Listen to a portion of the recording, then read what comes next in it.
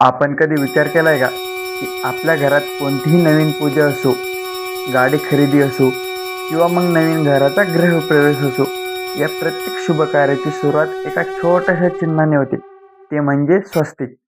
पण तुम्हाला माहीत आहे का, या एका चिन्हामध्ये संपूर्ण ब्रह्मांडाचे रहस्य दडलेले आहे.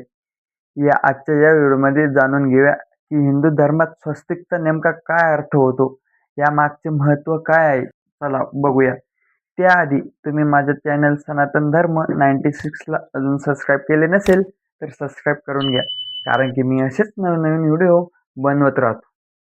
सर्वप्रथम जाणून घेऊया स्वस्तिक या शब्दाचा अर्थ काय होतो.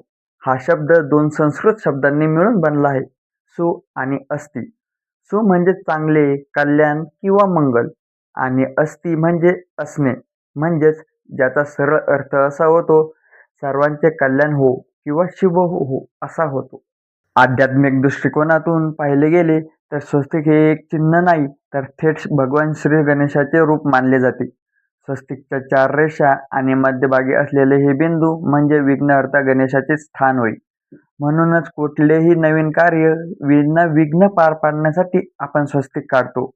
याशिवाय स्वस्तिकचा 4 भुजा, या 4 दिशा म्हणजेच पूर्व, पश्चिम, दक्षिण आणि उत्तर, आणि हिंदू धर्मातील 4 वेद म्हणजेच ऋग्वेद, यजुर्वेद, सामवेद, अर्थवेद यांचे प्रतिनिधित्व करतात.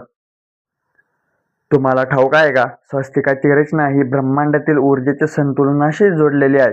हे चिन्ह घड्याळाच्या दिशेने सकारात्मक ऊर्जा प्रवाहित करते.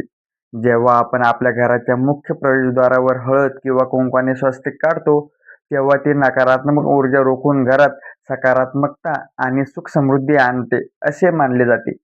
तर मित्रांनो, स्वस्तिक हे केवळ परंपरेचा भाग नाही, तर तो आपल्या संस्कृतीचा आणि सकारात्मकतेचा एक मोठा स्रोत आहे.